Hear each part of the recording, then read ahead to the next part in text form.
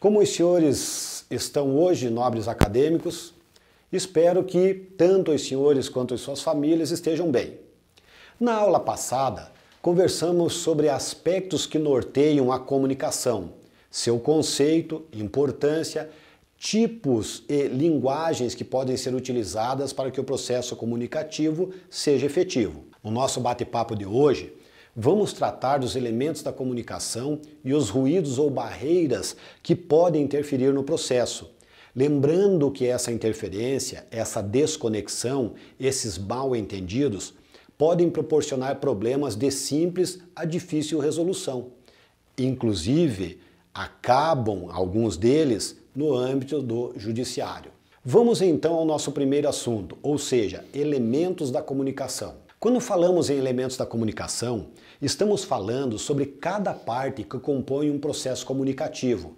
E na falta de um deles, teremos problemas de interpretação do que está sendo comunicado. Os senhores poderão conferir, tanto no material didático disponibilizado quanto em buscas que realizarem sobre o assunto, que as pesquisas e publicações científicas relativas aos elementos da comunicação remontam ao final da década de 40. Desse período para cá, ocorreram evoluções e atualmente os elementos de comunicação são emissor, mensagem, canal, código, referente, receptor e feedback. Vamos ver a função de cada um desses elementos no processo comunicativo. Primeiro, emissor é o elemento que transmite a mensagem inicial.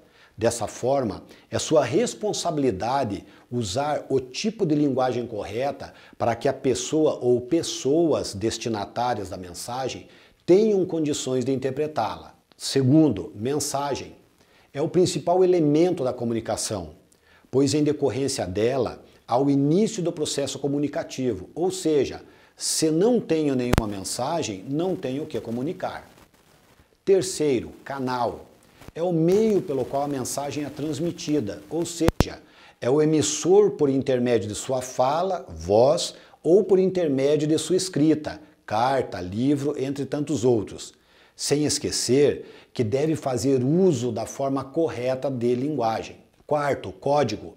É a utilização adequada dos signos, símbolos, gráficos, gestos que se encontram na linguagem para que o receptor da mensagem venha decifrá-la de forma assertiva. Quinto, referente. É o objeto da mensagem, motivo pelo qual iniciou o seu processo comunicativo.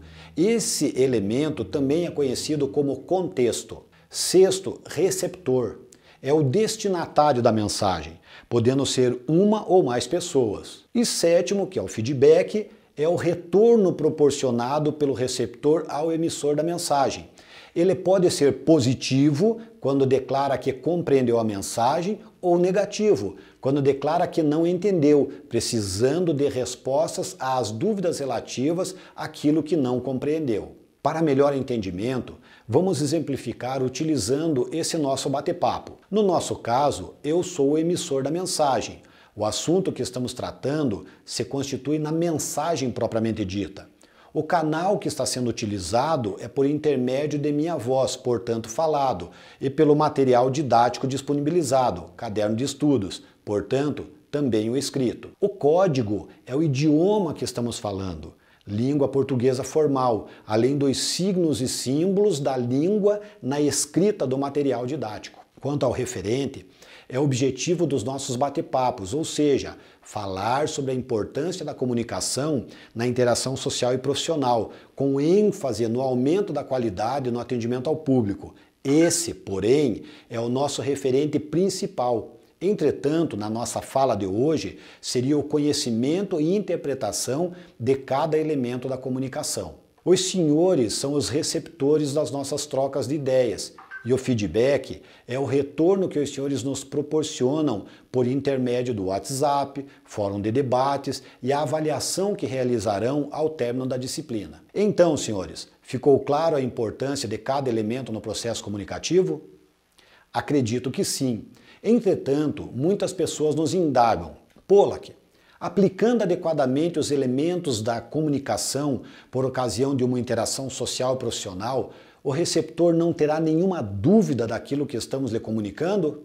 Nesse caso, a resposta é: depende, pois, independentemente de utilizarmos adequadamente cada elemento da comunicação, poderemos ter interferências nesse processo. Essas interferências são conhecidas por ruídos ou barreiras na comunicação e ocorrem em consequência de fatores internos ou externos, prejudicando o processo comunicativo. Para que entendam, quando falamos em fatores internos, estamos nos referindo àquelas situações orgânicas, em decorrência delas, comportamentais, tanto do emissor quanto do receptor da mensagem. Com relação aos fatores externos, estão relacionados mais ao meio físico, ou seja, ambiente onde ocorre o processo comunicativo entre emissor e receptor. A maioria dos estudiosos no assunto apontam 4 tipos de ruídos ou barreiras que podem provocar interferência. São eles: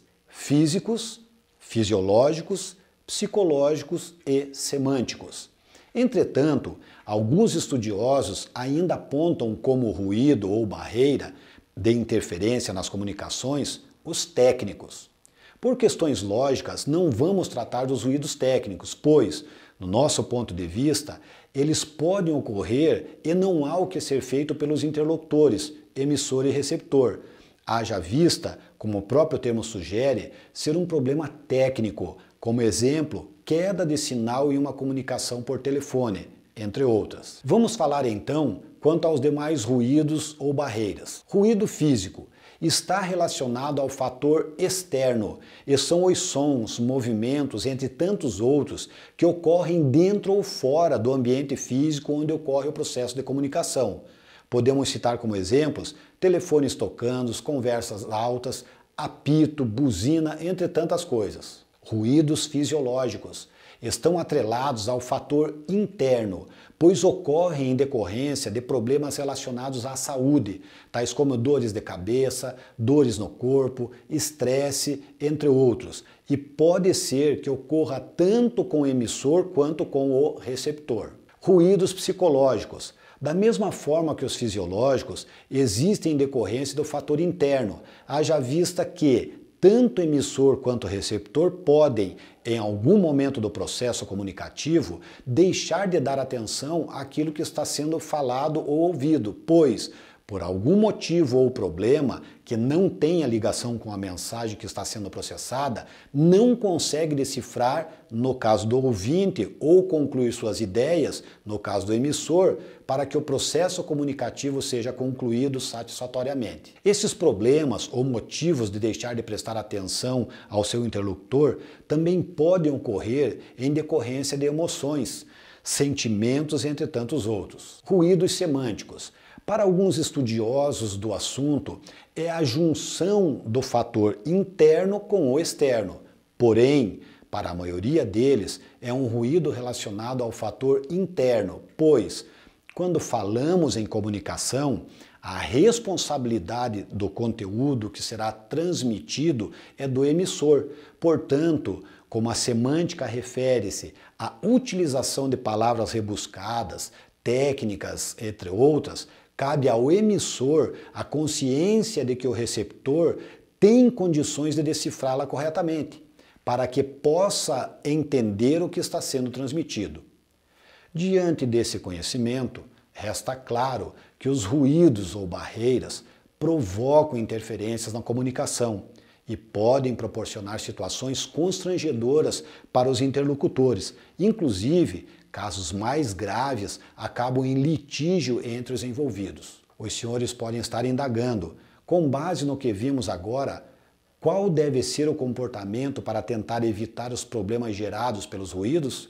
Bom, além de sabermos quais são os ruídos que interferem no processo comunicativo, na tentativa de evitá-los, é muito importante ter conhecimento de fatores que podem nos auxiliar na comunicação. Esses fatores podem até não resolver o problema gerado pelos ruídos, porém, podem auxiliar na minimização do problema.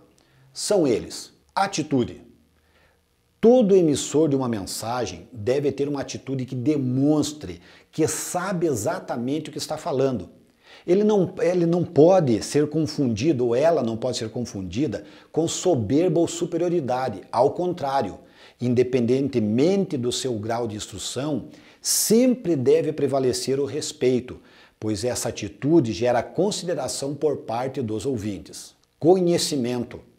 A firmeza com que vai transmitir uma mensagem estará amparada pelo seu conhecimento do assunto, que é o foco da comunicação. Ou seja, temos que comunicar assertivamente e para que isso aconteça, temos de conhecer não só o tema foco da mensagem, mas o nosso ouvinte, para poder usar, na medida certa, o código que permitirá ao mesmo a interpretação adequada do que estamos transmitindo. Capacidade.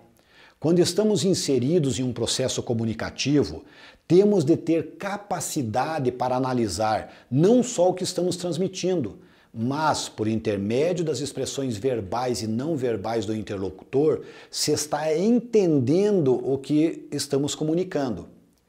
Devemos ter a capacidade de mudar a forma de abordagem para que tenhamos sucesso na transmissão de nossa mensagem. Habilidade. A comunicação exige atenção.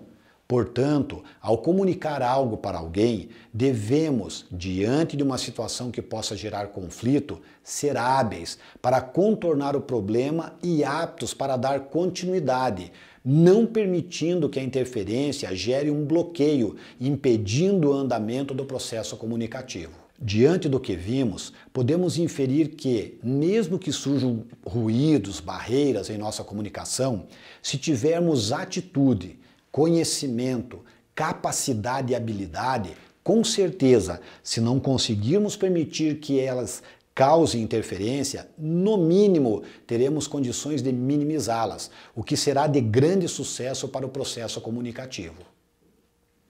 Senhores, concluímos mais uma videoaula. Na próxima, vamos rememorá-los sobre as variações ou variedades linguísticas. Agradeço a atenção e os aguardo na próxima videoaula. Um grande e fraterno abraço.